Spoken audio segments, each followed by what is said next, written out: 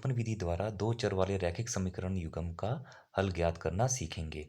मैंने यहाँ पे एक रैखिक समीकरण युग्म लिया है जिसका पहला समीकरण 3x प्लस 4y बराबर 10 है और दूसरा समीकरण 2x माइनस 2y बराबर 2 है। विलोपन का अर्थ होता है मिटा देना। तो हम यहाँ इस रैखिक समीकरण युग्म में जो दो चर दिए हैं x और y, उसमें से किसी एक को पहले मिटा देंगे। तो मैं यहाँ पे इस युग्म में से x वाले चर को पहले मिटाना चाहता हूँ।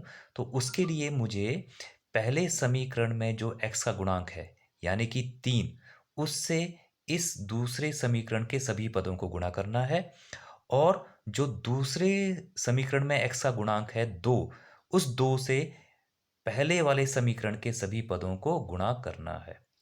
मैं एक बार फिर दोहरा रहा हूं कि जो पहला समीकरण है वो किससे गुणा होगा, जो दूसरे समीकरण में x का गुणांक है। तो x का गुणांक यहाँ पे क्या है 2, तो इसलिए मैं पहले समीकरण को किससे गुणा करूंगा 2 से। और दूसरे समीकरण को किससे गुणा करना है, जो पहले समीकरण में x का गुणांक है। तो पहले समीकरण में x का गुणांक है 3, तो इसलिए इस सभी पदों को मैं किससे गुणा करूंगा 3 से। तो वही मैंने यहाँ लिखा है कि इक्वेशन 1 को 2 से और इक्वेशन 2 को 3 से गुणा करने पर। तो हम देखते हैं हम जब इनको गुणा करते हैं तो हमें क्या प्राप्त होता है। तो इक्वेशन 1 को मुझे किससे गुणा करना है, दूसरे वाले समीकरण में x के गुणांक से। तो x का गुणांक यहाँ 2 है, तो मैं 2 से इन सभी पदों को बारी बारी गुणा कर रहा हूँ। तो 2 से 3 को गुणा करूंगा तो 2 तिये 6, तो ये आ जाएगा आपके पास 6x। अगला साइन है आपके पास प्लस। अब 2 से अगले वाले पद को गुणा करना है, 2 से गुणा करना है हमें 4 को, तो 2 चौके 8, तो ये आपके पास आ जाएगा 8y। अब अगला चिन्ह है आपके पास बराबर, तो आपने बराबर लगा दिया। अब इस 2 से आपको किसको गुणा करना है 10 को, तो 2 से 10 को गुणा करेंगे तो आपके पास आ जाएगा 20। ये आपका समीकरण नंबर 3 हो गया। अब दूसरे वाले समीकरण को किससे गुणा करना था, पहले वाले समीकरण में जो x का गुणांक है। तो x का गुणांक है 3, तो अब इस 3 से हम बारी बारी समीकरण 2 के सभी पदों को गुणा कर रहे हैं। तो 3 से 2 को गुणा किया, 3 दूने 6, तो ये आ गया आपके पास 6x। अगला साइन है माइनस। अब इस 3 से 2 को गुणा करना है, तो 3 दूने 6 और 6y, फिर चिन्ह है बराबर, और फिर इस 3 से आपको अगले 2 को गुणा करना है, तो 3 दूने 6, तो ये आपका समीकरण बन गया 4।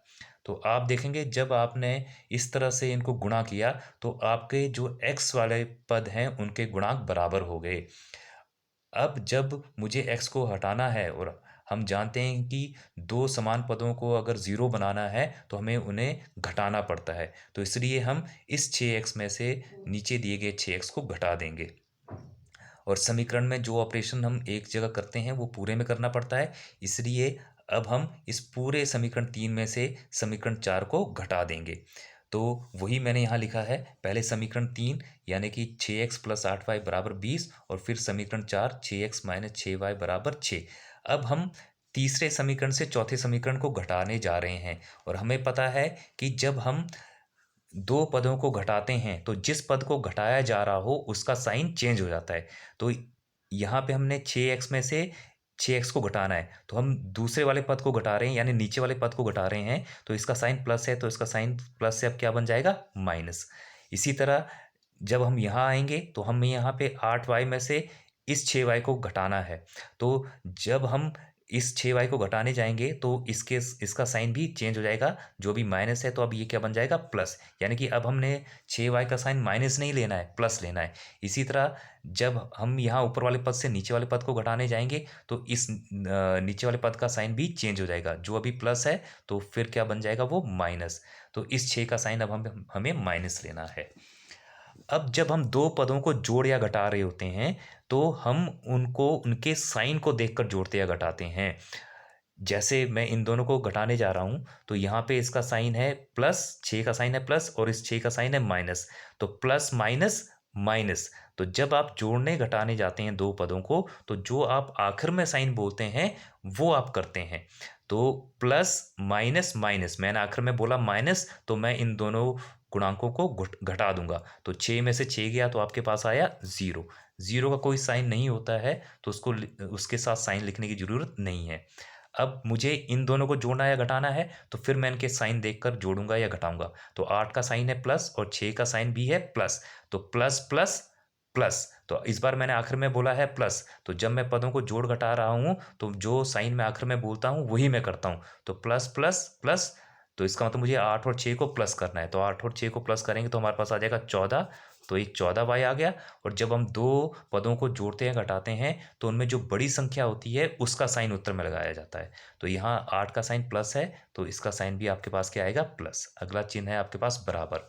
अब फिर से आपने इन दोनों पदों को जोड़ना या घटाना है, तो हमें कैसे पता लगेगा इन्हें हमें जोड़ना है या घटाना है, इनका साइन देखकर। तो 20 का साइन है प्लस और 6 का साइन है माइनस, तो प्लस माइनस माइनस, तो मैंने इस बार आखिर में क्या बोला, माइनस। तो फिर मैं इन दोनों को आपस में माइनस करूंगा। तो 20 में से 6 गया, आपके पास आया 14।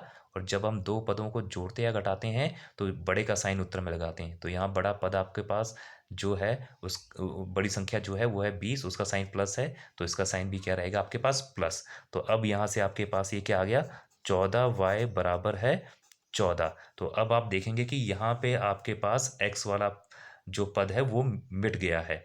अब हमें y का मान निकालना है, तो y के साथ 14 लेफ्ट हैंड साइड में गुणा हो रहा है तो वो राइट हैंड साइड में जाके डिवाइड हो जाएगा। तो ये आपके पास आ जाएगा 14/14। और जब हम बराबर संख्याओं को भाग करते हैं तो उत्तर हमेशा क्या आता है, 1। तो यहाँ से आपके पास y का मान कितना आ गया, 1। अब जब आपने y का मान निकाल लिया है, अब आप उस y के मान की मदद से आप x का मान निकालेंगे। तो उसके लिए हम y बराबर 1 को दी गई जो दो इक्वेशंस थी उनमें से किसी एक में डाल देंगे। तो हम यहाँ पे y बराबर 1 को इक्वेशन 1 में प्रतिस्थापित कर रहे हैं। और इक्वेशन 1 हमारे पास थी 3x प्लस 4y बराबर 10। तो अब हम y का मान यहाँ प्रतिस्थापित कर देंगे तो ये आएगा 3x प्लस, अब यहाँ पे 4 y के साथ गुणा हो रहा है तो इसलिए जो आप y की जगह लिखेंगे वो भी 4 के साथ गुणा होगा। तो ये बराबर बन गया 10। अब इसको हम आगे हल करेंगे तो ये आपके पास आ गया 3x प्लस 4 को 1 से गुणा किया 4 और बराबर 10।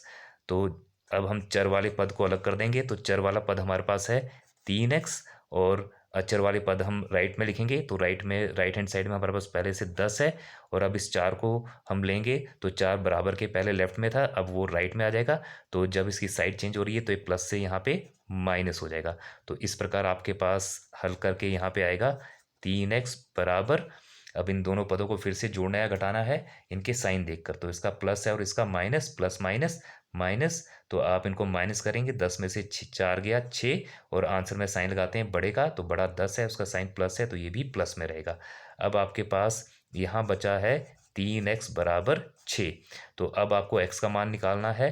तो x के साथ 3 गुणा हो रहा है तो ये लेफ्ट से जब राइट में जाएगा तो ये भाग हो जाएगा यानी डिवाइड हो जाएगा। तो ये हो जाएगा x बराबर 6/3, और 3 से ये दोनों भाग हो जाएंगे तो 3 एकम 3, 3 दूने 6। तो आपके पास यहाँ से x बराबर आ जाएगा 2। तो इसलिए आपके पास x बराबर आ गया 2, और y बराबर आपके पास था 1। तो ये आपका समीकरण का हल हुआ।